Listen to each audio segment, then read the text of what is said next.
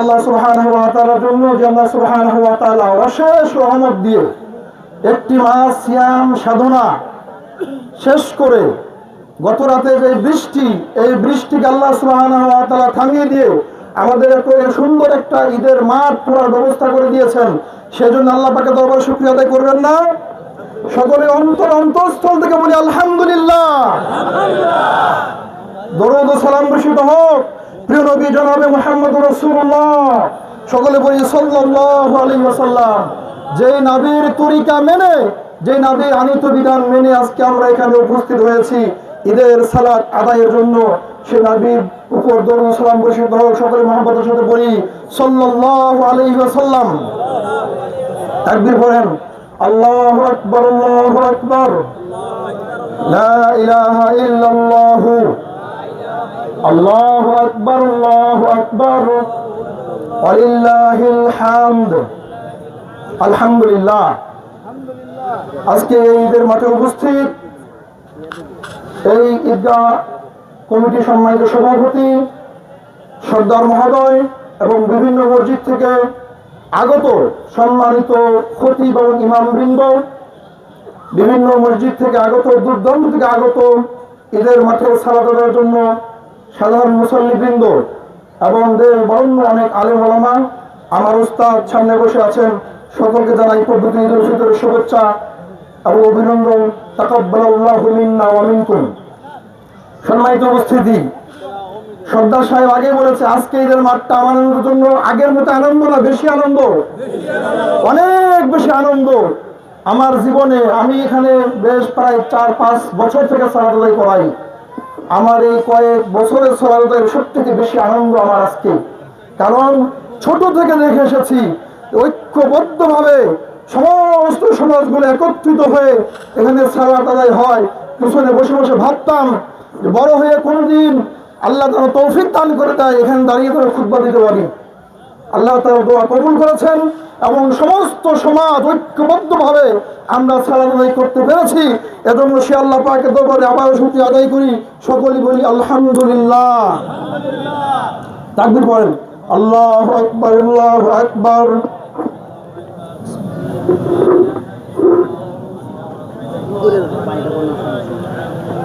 সম্মানিত উপস্থিতি,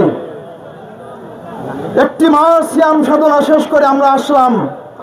কারো বছর 70, 80, 90 বছর বয়স, আমরা এই বয়সে 60-70টা রমজান মাস পেয়েছি।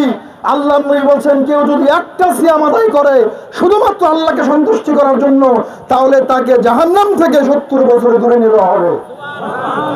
আল্লাহ নবী আরেকটি হাদিসে বলেছেন কেউ যদি একটি সিয়াম আদায় করে আল্লাহকে রাজি খুশি করার জন্য, তাহলে ওই বান্দার মাঝে এবং জাহান্নামের মাঝে একটা গর্ত খনন করা হয়, যে গর্তের দূরত্ব হচ্ছে বাইনের সামাইওয়ালার আসমান এবং জমিনের দূরত্বের সমান।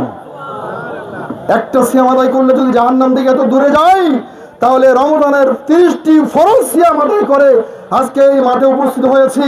আমরা কি আমাদের পাপ আছে না? আমরা নিষ্পাপ। যদি আমার সিয়াম কবুল হয়ে থাকে, আত্মবিশ্বাস যদি আমার থাকে, আল্লাহ নবীর ঘোষণা অনুযায়ী মান সামা রমাদানা ঈমানান ওয়া ইহতিসাবান গুফিরা লাহু মা তাকাদ্দামা মিন যামবি, কেউ যদি ঈমানের সাথে সওয়াবের আশায় রমাদানের সিয়ামগুলো আদায় করে, আল্লাহ তার অতীতের যাবতীয় পাপগুলোকে ক্ষমা করে দিবেন। এই হাদিসের উপর যদি আমরা বিশ্বাস রাখি আর 30টি সিয়াম যদি আল্লাহর দেওয়া বিধান অনুযায়ী আমরা পালন করতে থাকি, তাহলে আমরা রমজান মাস থেকে গত রাতে বের হয়ে এসেছি, তাহলে আমরা পাপ থেকে একদম মোচন করে একদম ক্ষমা নিয়ে নিষ্পাপ হয়ে আজকে ঈদের মাঠে উপস্থিত হয়েছে ইনশাআল্লাহ। আল্লাহ তাআলা অনেক দোয়া করি, আল্লাহ তুমি আমাদের এই নিষ্পাপ অবস্থায় মৃত্যু দান করিও। আল্লাহ যতদিন বেঁচে থাকবো পাপ করার সঙ্গে সঙ্গে তোমার নিকট তওবা করতে পারি, সেই তৌফিক তুমি দান করো, সকলে বলি আল্লাহুম্মা আমিন। সম্মানিত উপস্থিতি, যারা এই সিয়ামগুলোকে ছেড়ে দিল, রমজান মাসটাকে কাজে লাগালো না, কেন লাগালো না? আল্লাহ সুবহানাহু ওয়া তাআলা বলছেন আলহাকুমুত তাকাসুর হাত্তা যুরতুমুল মাকাবির। দুনিয়ার এই প্রাচুর্য, দুনিয়ার ধন সম্পদ, টাকা পয়সা, ধন দৌলত, সন্তান সন্ততি সব কিছু তাকে দুনিয়া মুখী করে রেখেছে, পরকাল বিমুখ করে রেখেছে। কতক্ষণ পর্যন্ত? হাত্তা যুরতুমুল মাকাবির। আল্লাহ সুবহানাহু ওয়া তাআলা বলছেন, যতক্ষণ পর্যন্ত তাকে কবরে ঢুকিয়ে না দেওয়া হবে, যতক্ষণ পর্যন্ত কবরে না যাবে, ততক্ষণ পর্যন্ত এই মানুষ দুনিয়ামুখী হয়ে থাকবে, পরকাল বিমুখ হয়ে থাকবে। সম্মানিত উপস্থিতি, আল্লাহ সুবহানাহু ওয়া তাআলা বলছেন, বাল তুসিরুনাল হায়াতাদ দুনিয়া, তোমরা এই দুনিয়ার জীবনটাকে প্রাধান্য দিচ্ছ। এই সামান্য একটু সময়, সামান্য একটু হায়াত তোমাকে দিয়েছি, এই সময়টাকে তুমি প্রাধান্য দিচ্ছ। বাল তুসিরুল হায়াতাদ দুনিয়া ওয়াল আখিরাতু খায়রু ওয়া আবকা, অথচ আমি আল্লাহ তাআলা তোমার জন্য একটা চিরস্থায়ী বসবাসের জায়গা করেছি, তার নাম হচ্ছে পরকাল। আমরা কি দুনিয়াতে সারা জীবন বেঁচে থাকবো? থাকবো না, আমরা পরকালে চলে যাবো। আল্লাহ এটাই বলছেন, দুনিয়ার জীবন আর প্রাধান্য দেওয়ার কিছু নাই। আজ মারা যাবেন, চোখটা বন্ধ হয়ে যাবে, দেখবেন চোখটা বন্ধ হয়ে যাওয়ার পর সব ফাঁকা, আপনার কোনো আমল নামা নাই। যারা দুনিয়া মুখী হয়ে থাকবে, দুনিয়ার প্রাচুর্যতায় ডুবে থাকবে, মৃত্যুর পরে আর তারা কিছু খুঁজে পাবে না। সম্মানিত উপস্থিতি, আল্লাহ সুবহানাহু ওয়া তাআলা বলছেন, এই যে দুনিয়ামুখী আপনাকে কে করে রাখবে? আল্লাহ বলছেন, ইয়া আইয়ুহাল্লাযীনা আমানু লা তুলহিকুম আমওয়ালুকুম ওয়া লা আওলাদুকুম আন যিকরিল্লাহ।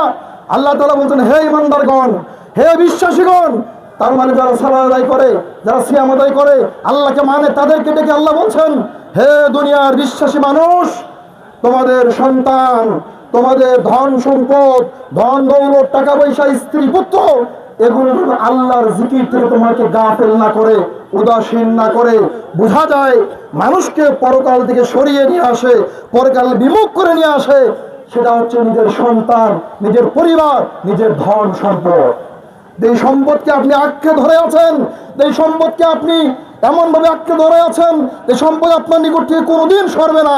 এ কথা সঠিক নয়, কারণ এই সম্পত্তি আল্লাহ থেকে আপনাকে দূরে রেখেছে, আপনার স্ত্রী পুত্র আল্লাহ থেকে আপনাকে দূরে রেখেছে।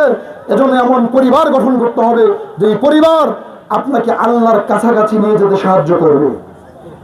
এমন সম্পদ করতে হবে যেই সম্পদ পরকালে আপনার উপকারে আসবে। সম্মানিত উপস্থিতি, মহান আল্লাহ সুবহানাহু ওয়া তাআলা বলছেন, ওয়ানফিকু মিম্মা রাযাকনাকুম মিন ক্বাবলি আন ইয়াতিয়া আহাদাকুমুল মাউত। কোন সম্পদ আপনাকে পরকালে দেখা দিবে? আল্লাহ তাআলা এটা বলছেন যে যেই রিজিক, এই সম্পদ তোমাকে আমি দুনিয়াতে দিলাম, এটা আমার দেওয়া পবিত্র আমানত, এখান থেকে আমার রাস্তায় ব্যয় করো, আমার রাস্তায় দান করো। আর আমার রাস্তায় তোমরা যদি ব্যয় করো, তাহলে পরকালে সেটা পাবে। আল্লাহ বলছেন, আইয়াতা ওয়াহাদুল মাউত, মৃত্যু আসার পূর্বেই আল্লাহর পথে তাকে ব্যয় করতে হবে। মৃত্যু যখন মানুষের চলে আসবে, ফায়াকুলু রাব্বি লাউলা আখারতানি ইলা আজালিন করিব, মৃত্যু যখন মানুষের কণ্ঠনালীতে চলে আসবে, তখন মানুষ বলবে, আল্লাহ একটু সময় আমাকে দাও, আল্লাহ একটু সময় দাও, ফাসাদদাকা ওয়া আকুম মিনাস সালিহিন, আমি দান করতে চাই, তোমার রাস্তায় ব্যয় করতে চাই, আর তোমার রাস্তায় ব্যয় করে আমি সৎ ভালো বান্দার অন্তর্ভুক্ত হতে যাই। আল্লাহ তাআলা তখন বলবেন, ওয়ালা ইউআখিরুল্লাহু নাফসান ইযা জা আজালুহা, ও আমার বান্দা, তোমাকে নির্দিষ্ট একটা সময় দেওয়া হয়েছিল, সময় বেঁধে দেওয়া হয়েছিল, নির্দিষ্ট সময় শেষ, এখন বিন্দু পরিমাণ সময় অবকাশ দেওয়া হবে না। যখন মালাকুল মাউত একদম সামনে চলে আসবে, জান্নাকে কবজ করবে, তখন যদি আপনি আল্লাহ নিকট সময় চায়, আল্লাহ কি তখন সময় দিবেন? দিবেন না। কেন দিবেন না? কারণ আল্লাহ তাআলা এই সময়টাকে আগেই বেঁধে দিয়েছিলেন, আগে আল্লাহ বেঁধে দিয়েছেন। আপনি যদি ভালো হন, সৎ বান্দা হন, মালাকুল মাউত এসে আপনাকে কি বলবে? ইয়া আইয়াতুহান নাফসুল মুতমাইন্নাহ ইরজিই ইলা রাব্বিকি রাদিয়াতাম মারদিয়্যা ফাদখুলি ফি ইবাদি ওয়াদখুলি জান্নাতি। মালাকুল মাউত এসে বলবে, হে প্রশান্ত আত্মা, হে ভালো আত্মা, তুমি বের হয়ে আসো, চলো তোমার রবের দিকে, তোমার রব তোমার উপর সন্তুষ্ট, তুমিও তোমার রবের উপর সন্তুষ্ট। সুবহানাল্লাহ, আল্লাহু আকবার, আল্লাহু আকবার, লা ইলাহা ইল্লাল্লাহু, আল্লাহু আকবার, আল্লাহু আকবার, ওয়ালিল্লাহিল হামদ। সম্মানিত উপস্থিতি, মৃত্যুর সন্নিকটে যদি মালাকুল মাউত এসে আপনাকে ডাক দেয়, ও প্রশান্ত আত্মা, তুমি বের হয়ে আসো, ওই ব্যক্তির আর কোনো ভয় আছে? কোনো চিন্তা আছে? কোনো ভয় নাই, তার কোনো চিন্তা নাই, তার কোনো ভয়ও নাই, তার কোনো চিন্তাও নাই। সম্মানিত উপস্থিতি, কারণ আসছে তো একটু দ্রুত করেন, দ্রুত করেন।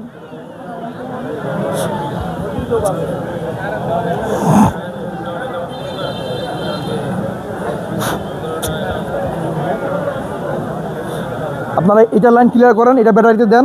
এটা লাইনটা ক্লিয়ার করেন, পরে এটা শুধু ওখানে লাগাই দিবেন, লাইনটা ক্লিয়ার করেন। সম্মানিত উপস্থিতি, সংক্ষিপ্ত আলোচনা আমরা করব। এই যে মালাকুল মাউত আপনার জানটাকে কবজ করে নিয়ে চলে গেল, প্রশান্ত আত্মা হিসেবে নিয়ে চলে গেল, তাহলে আপনার জন্য কি জান্নাত বরাদ্দ হলো নাকি জাহান্নাম? জান্নাত বরাদ্দ হলো।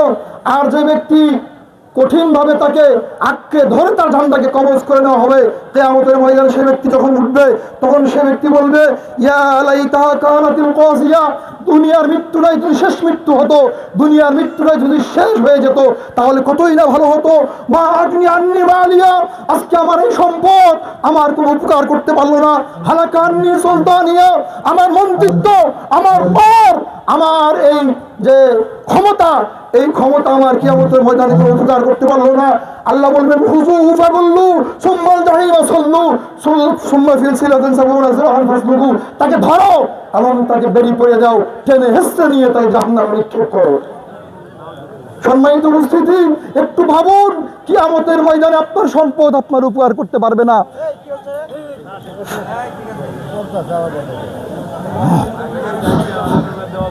সম্মানিত উপস্থিতি, কিয়ামতের ময়দানে আপনি আফসোস করে বলবেন, হায় আল্লাহ, এত সম্পদ আমি করলাম, এই সম্পদ আমার কোনো উপকার করতে পারলো না।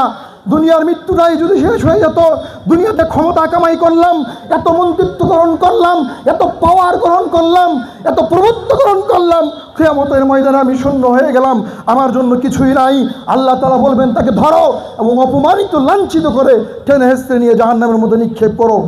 জাহান্নামের মধ্যে যখন আপনাকে নিক্ষেপ করা হবে, আল্লাহ তাআলা বলছেন, ইন্নাশ শাজারাতা যাক্কুম তা'আমুল ইয়াসিম, জাহান্নামীদেরকে খেতে দেওয়া হবে যাক্কুম গাছের ফল, এটা হচ্ছে পাপীদের খাদ্য।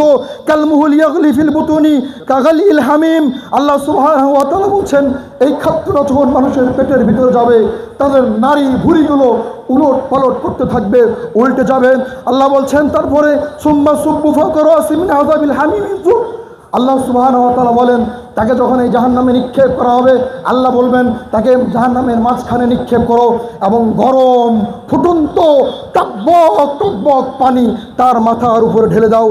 তিনি বলেন, ওয়াসাক্কুমা হামিমান ফাকাত্তাহা হামানাহুম, তাদের কেমন উত্তপ্ত পানি খেতে দেওয়া হবে। তারা যখন এই পানিটা ভক্ষণ করবে, তাদের নারী ভুঁড়িগুলো তাদের মুখ দিয়ে বের হয়ে যাওয়ার উপক্রম হবে। সম্মানিত উপস্থিতি, এই শাস্তি কার জন্য? এই রমজান মাস আল্লাহ দিয়েছিলেন ক্ষমার জন্য, এই রমজান মাস আল্লাহ দিয়েছিলেন পাপকে মোচন করার জন্য, রমজান মাস আল্লাহ দিয়েছিলেন জাহান্নাম থেকে মুক্তি লাভ করার জন্য। যারা এটাকে কাজে লাগায় নাই, যারা সিয়াম আদায় করে নাই, যারা সালাত আদায় করে নাই, যারা আল্লাহর এই বিধানগুলো মেনে নেয় নাই, আল্লাহ তাআলা তাদের জন্য এই শাস্তির ব্যবস্থা রেখেছেন।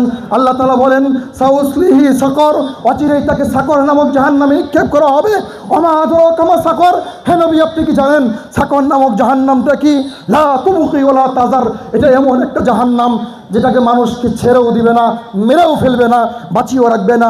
লাউহাতিল লিল বাশার আলাইহা তিসআতা আশার, যেই জাহান্নাম তাকে পুরাতে পুরাতে তার চামড়াগুলোকে জ্বলসিয়ে দিবে, পুড়ে ছারখার করে দিবে, কিন্তু তার মৃত্যু হবে না।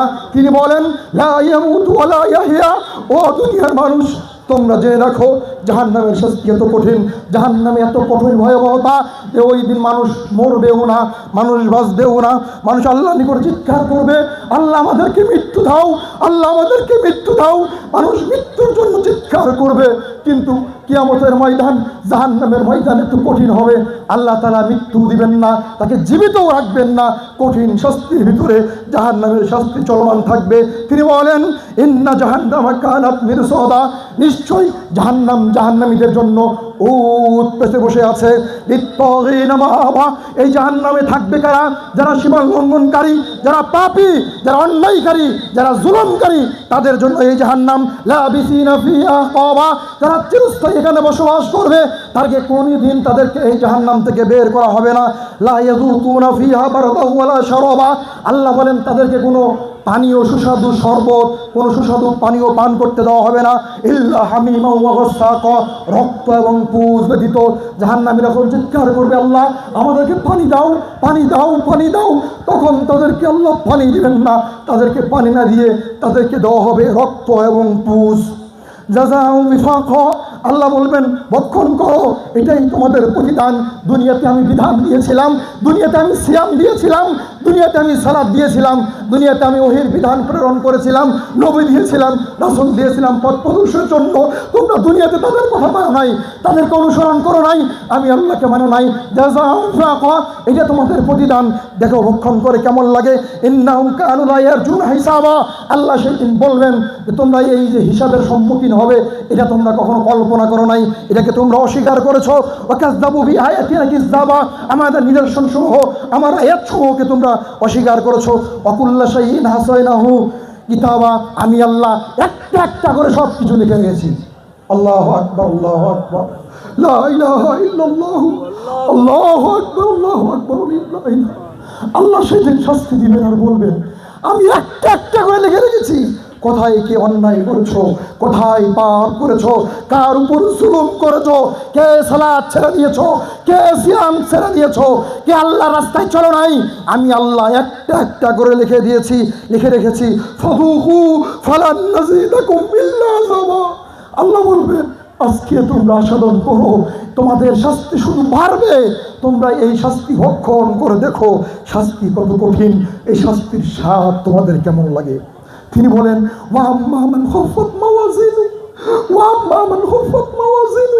আল্লাহ তাআলা বলছেন যার নেকির পাল্লা কিয়ামতের দিন হালকা হয়ে যাবে, যার নেকির পাল্লা হালকা হয়ে যাবে, কেউ সাহায্যকারী নাই, কেউ সাহায্য করবে না। নেকির পাল্লা হালকা হয়ে যাওয়ার সঙ্গে সঙ্গে হাবিয়া, আল্লাহ বলছেন তাকে হাবিয়া নামক জাহান্নামে আমি নিক্ষেপ করবো। ওমা আদরাকা মা হিয়া, হে নবী আপনি কি জানেন হাবিয়া নামক জাহান্নাম কি? নারুন হামিয়া, এটা হচ্ছে একটা উত্তপ্ত জ্বলন্ত আগুন, যেখানে আমি মানুষকে ফেলে দিব, মানুষ এই আগুনে জ্বলে পুড়ে ছারখার হয়ে যাবে, কিন্তু তার মৃত্যু হবে না। আল্লাহু আকবার, আল্লাহু আকবার, লা ইলাহা ইল্লাল্লাহু, আল্লাহু আকবার, আল্লাহু আকবার, লিল্লাহিল হামদ। জাহান্নাম কত কঠিন জায়গা। আবু হুরায়রা রাদিয়াল্লাহু তাআলা আনহু বলেন রাসূল সাল্লাল্লাহু আলাইহি সাল্লাম বলেছেন যেদিন আল্লাহ জান্নাত তৈরি করলেন, প্রথমে জিবরিলকে বললেন জিবরিল যাও তো, আমি মানুষের জন্য জান্নাত তৈরি করেছি, জান্নাতটা কেমন হলো একটু দেখে আসো। জিবরিল জান্নাত দেখে এসে বলে আল্লাহ আপনার ইজ্জতের কসম, আপনার মানের কসম, আপনার সম্মানের কসম, আপনি জান্নাত এত নিয়ামত দিয়ে তৈরি করেছেন, এত নাজ নিয়ামত, এত সুন্দরভাবে জান্নাত তৈরি করেছেন, দুনিয়ার যেই মানুষ জান্নাতের কথা শুনবে সেই জান্নাতে যাওয়ার জন্য পাগল হয়ে যাবে। আমার মনে হয় যে দুনিয়ার যাবতীয় সমস্ত মানুষ জান্নাতে প্রবেশ করবে। আল্লাহ বললেন জিবরিল থামো, থামো। আল্লাহ তাআলা জান্নাতে চতুর্দিকে কিছু কাজ করে দিলেন। এবার গিয়ে বলছেন যে ফেরেশতা জিবরিল যাও, এবার একটু জান্নাতটা দেখে আসো। তিনি জান্নাত দেখতে গেলেন, জান্নাত দেখে এসে বলছেন আল্লাহ আপনার ইজ্জতের কসম, আপনার মানের কসম, আপনার সম্মানের কসম, আপনি করেছেন কি? হায় হায়, আপনি করেছেন কি? জাহান্নামে চতুর্দিক দিয়ে আপনি কষ্ট দিয়ে ঘিরে দিয়েছেন। জান্নাতে যেতে হলে মানুষকে অনেক কষ্ট করতে হবে। জিবরিল বলছে আমার মনে হয় কোন মানুষ এত কষ্ট করে জান্নাতের এই নাজ নিয়ামত ভক্ষণ করতে পারবে না। আল্লাহ জাহান্নাম তৈরি করলেন, জাহান্নাম তৈরি করলে ফেরেশতা জিবরিলকে বললেন যাও এবার জাহান্নামটা দেখে আসো, জাহান্নামটা কেমন হলো। ফেরেশতা জিবরিল জাহান্নাম দেখতে গেলেন, জাহান্নাম দেখে এসে বলেন আল্লাহ আপনার ইজ্জতের কসম, আপনার মানের কসম, আপনার সম্মানের কসম, আপনি করেছেন কি? আপনি করেছেন কি? যদি দুনিয়ার কোনো মানুষ জাহান্নামের আযাবের কথা শুনে, জাহান্নামের শাস্তির কথা শুনে, তাহলে কোনো মানুষ জাহান্নামে যাওয়ার আগ্রহ প্রকাশ করবে না। আমার মনে হয় দুনিয়ার কোনো মানুষ যদি এই জাহান্নামের কঠিন ভয়াবহতার কথা শুনে, তাহলে কেউ তারা জাহান্নামে প্রবেশ করবে না। আল্লাহ বললেন ঠিক আছে এবার যাও জাহান্নাম দেখে আসো। জাহান্নাম দেখতে গেলেন, ফেরেশতা জিবরিল জাহান্নাম দেখে এসে বলে আল্লাহ আপনার ইজ্জতের কসম, আপনার মানের কসম, আপনার সম্মানের কসম, আপনি করেছেন কি? জাহান্নামের চতুর্দিক দিয়ে আপনি সুখ দিয়ে ঘিরে দিয়েছেন, জাহান্নামের চতুর্দিকে মানুষের প্রবৃত্তি দিয়ে ঘিরে দিয়েছেন, জাহান্নামে চতুর্দিক দিয়ে মানুষ অন্তর যা চায় তাই দিয়ে আপনি ঘিরে দিয়েছেন। দুনিয়ার কোনো মানুষ জান্নাত যেতে পারবে না, সকলেই জাহান্নামে যাবে। আপনাকে আমি কি দিয়ে বোঝাবো এই হাদিস? জাহান্নামে চতুর্দিকে শুধু সুখ আর সুখ, ভিতরে শুধু কষ্ট আর কষ্ট। দুনিয়াতে যেদিন ইচ্ছা মতো চলবে, আল্লাহর বিধানকে ছেড়ে দিবে, সালাতকে ছেড়ে দিবে, সিয়ামকে ছেড়ে দিবে, আল্লাহর ওহী বিধানকে ছেড়ে দিবে, সে দুনিয়াতে সুখে বসবাস করবে, কিন্তু পরকালে তার থাকার জায়গা জাহান্নাম। সম্মানিত উপস্থিতি, একটা হাদিস শুনে আপনি আশ্চর্য হয়ে যাবেন। আনাস রাদিয়াল্লাহু তাআলা আনহু বলেন রাসূল সাল্লাল্লাহু আলাইহি সাল্লাম বলেছেন কিয়ামতের দিন জাহান্নামীদের মধ্য থেকে সর্বাধিক সম্পদশালী একজন ব্যক্তি দুনিয়াতে শুরু থেকে শেষ অবধি এর মতো সম্পদশালী আর কেউ ছিল না। এত সম্পদশালী একজন মানুষকে আল্লাহ শুধু জাহান্নামে ঢুকাবেন আর বের করবেন, বের করে বলবেন, ও আমার বান্দা, দুনিয়াতে তুমি কোনদিন সুখ দেখেছিলে? দুনিয়াকে তুমি সুখ পেয়ে শান্তি পেয়েছো?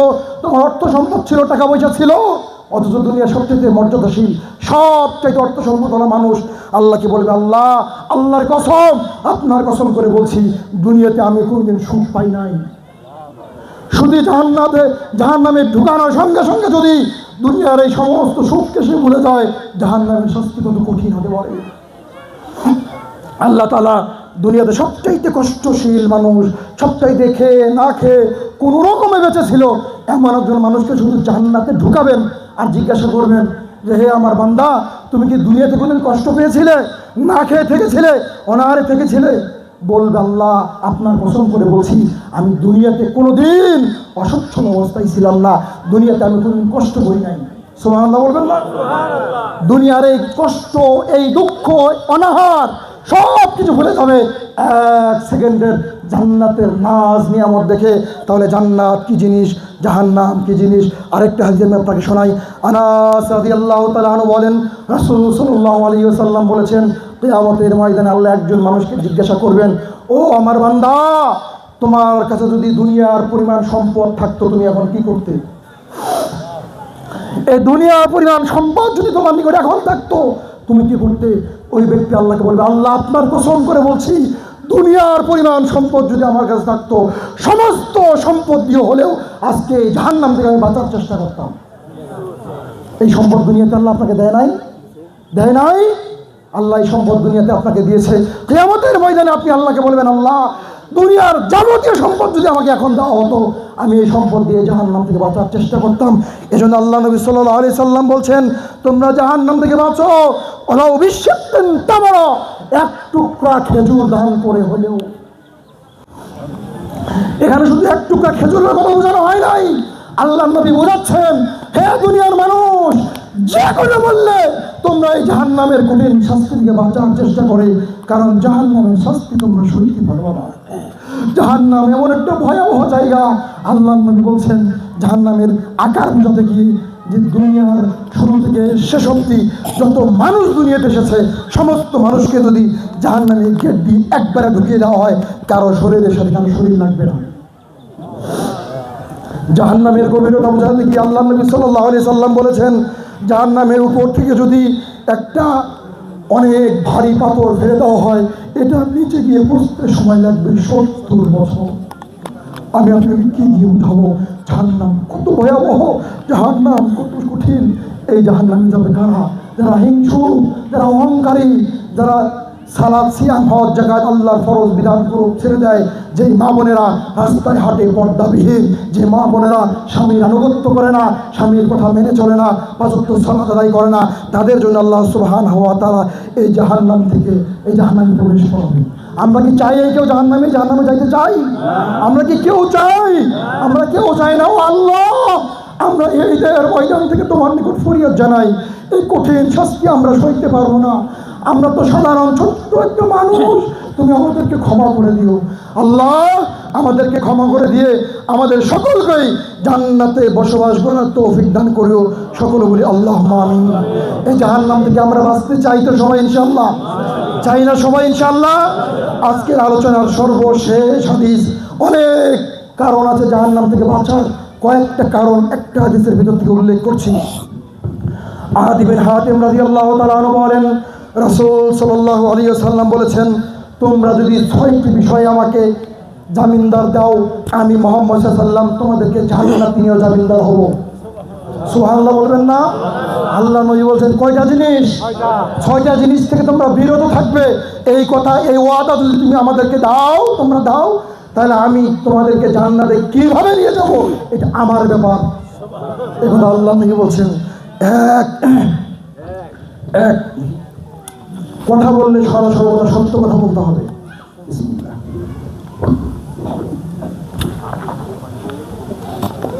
কথা বললে কি বলতে হবে? সদা সর্বদা ফাঁসির কাষ্টে ঝুললেও সদা সর্বদা সত্য কথা বলতে হবে, মিথ্যার আশ্রয় নেওয়া যাবে না। আপনি জান্নাতে যাবেন, এটা আল্লাহর নবীর ওয়াদা। দুই, আল্লাহ নবী বলছেন অঙ্গীকার করলে অঙ্গীকার পূরণ করবে। যত অঙ্গীকার আপনি করেছেন, যত অঙ্গীকার করে জনগণের নিকট থেকে আপনি গদি নিয়েছেন, প্রত্যেকটা অঙ্গীকার আপনাকে পুঙ্খানুপুঙ্খানুভাবে পূরণ করতে হবে, না হলে জান্নাত হবে না। তিন, তোমার নিকটে কোনো আমানত রাখা হলে আমানতে খেয়ানত করবে না, আমানতকে পূরণ করবে। এটা যদি তুমি করো, তোমাকে কিভাবে জান্নাতে নিয়ে যাব আমি মুহাম্মদ সাল্লাল্লাহু আলাইহি ওয়াসাল্লাম, আমার ব্যাপার। চার, তোমার যৌনাঙ্গের হেফাজত করবে, অপাত্রেটাকে ব্যবহার করবে না, জেনা ব্যভিচারে লিপ্ত হবে না। তোমাকে জান্নাতে কিভাবে নিয়ে যাব এটা আমার ব্যাপার। পাঁচ, তোমার চক্ষুকে সব সময় অবনত রাখবে, নিচু রাখবে, হারাম থেকে ফিরিয়ে রাখবে। তোমাকে জান্নাতে নিয়ে যাওয়ার দায়িত্ব আমি মুহাম্মদ সাল্লাল্লাহু আলাইহি ওয়াসাল্লামের। আল্লাহ নবী বললেন, ছয়, তোমাদের হাতকে অন্যায় থেকে গুটিয়ে রাখো। আমি আবারও বলছি, এক, কথা বললে সদা সর্বদা সত্য কথা বলতে হবে। দুই, অঙ্গীকার করলে তা পূরণ করতে হবে। তিন, আমানত রাখলে তা খেয়ানত করা যাবে না, আদায় করতে হবে। চার, যৌনাঙ্গের হেফাজত করতে হবে। পাঁচ, চক্ষুকে নিচু রাখতে হবে। ছয়, তোমার হাতকে সবসময় অন্যায় থেকে ফিরে রাখতে হবে। আমার হাত দিয়ে যেন কোনো সময় কোনো অন্যায় কাজ না হয়, অন্যায় কাজে লিপ্ত না হই, সব সময় এইটাকে নিজেকে মনে রাখতে হবে। এই নির্দেশনা, আল্লাহ নবীর নির্দেশনা অন্তরে জাহির রাখতে হবে। পারবো তো ইনশাআল্লাহ? সালাত, সিয়াম, হজ, যাকাত, এগুলোর বাইরে আমি বললাম এগুলো তো করতেই হবে জাহান্নাম থেকে বাঁচার জন্য। কারণ কিয়ামতের ময়দানে সর্বপ্রথম হিসাব নেওয়া হবে কিসের? সালাতের। এগুলো তো করতেই হবে, কিন্তু আল্লাহ নবী সাল্লাল্লাহু আলাইহি ওয়াসাল্লাম এই ছয়টি স্পেশালভাবে বলেছেন, এই ছয়টি কাজ তোমরা করবে, বিরত থাকবে। তাহলে তাকবীর পাঠ করেন, আল্লাহু আকবার, আল্লাহু আকবার।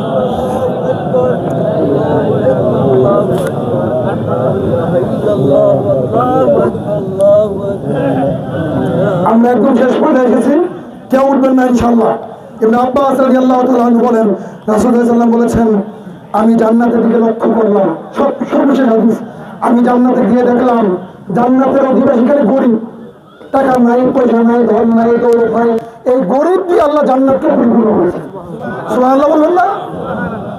আল্লাহ বলে আমি জাহান্নাম দেখতে গেলাম, আর জাহান্নামে গিয়ে দেখি শুধু নারী আর নারী, শুধু নারী দিয়ে জান্নাত পরিপূর্ণ, এত নারী জাহান্নামে।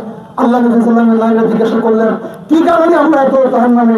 আল্লাহ নবী সাল্লাল্লাহু বললেন, ওই যে তোমরা স্বামী আনুগত্য পোষণ করো না, শুকরিয়া আদায় করো না, সারা বছর প্রতি বছরে ঈদে একটা করে আপনি জামা কিনে দেন, এক বছর টাকা সঙ্গে দেন নাই, ওই বলে উঠবে যে তোমার স্বামী জামা কিছু করার না, বলে না? কিছুদিন আগে ভিডিও দেখলাম, তিনি 20 লাখ কিনে নেওয়ার কারণে স্বামীকে জোতা করে গেছে, দেখেন নাই? এই সমস্ত নারীদের জন্য জাহান্নাম, চিরস্থায়ী জাহান্নাম, এবং জাহান্নামে এই আগুনে কঠিন জ্বলবে।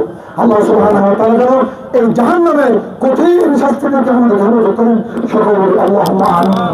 পরিশেষে আমাদের অন্তরটা আজকে ভরে গেছে, অনেক দিন ভাই আজকে আমাদের অন্তরে আমাদেরকে টেনে নিয়েছেন, আমাদের এখানে সালাত আদায়ের উদ্দেশ্যে, ঐক্যবদ্ধ জীবনযাপনের উদ্দেশ্যে এসেছেন।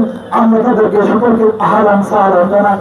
আমরা তাদেরকে বলতে চাই, ভবিষ্যতেও আমরা ঐক্যবদ্ধভাবে জীবনযাপন করতে পারি। সবাই রাজি আছেন তো ইনশাআল্লাহ? হ্যাঁ, তুমি আল্লাহকে দেখান, আমরা আর ভাঙবো, মুনাফিক থাকবে, পাপাচার থাকবে, ভাঙার লোক থাকবে, আল্লাহর উপর ঈমান রেখে আজকে এই মাঠে আল্লাহকে বলে যায়, আল্লাহ সারা জীবন ঐক্যবদ্ধভাবে জীবনযাপন করবো ইনশাআল্লাহ। তুমি সাক্ষী দেখো আল্লাহ, আমরা ঐক্যবদ্ধভাবে জীবনযাপন করতে চাই। যারা মুনাফিকি করবে আপনি তাদেরকে ধ্বংস করে দিবেন, আমাদের ঐক্য যারা ভাঙতে যাবে আল্লাহ আপনি তাদেরকে ধ্বংস করে দিবেন। আমরা এই দোয়া করি এবং তাদেরকে এও দোয়া করবো, আল্লাহ তাদেরকে আপনি হেদায়েত দান করবেন এবং একসাথে ঐক্যবদ্ধভাবে আমাদেরকে জীবনযাপন করার তৌফিক দান করবেন। সকলে আল্লাহুম্মা আমিন।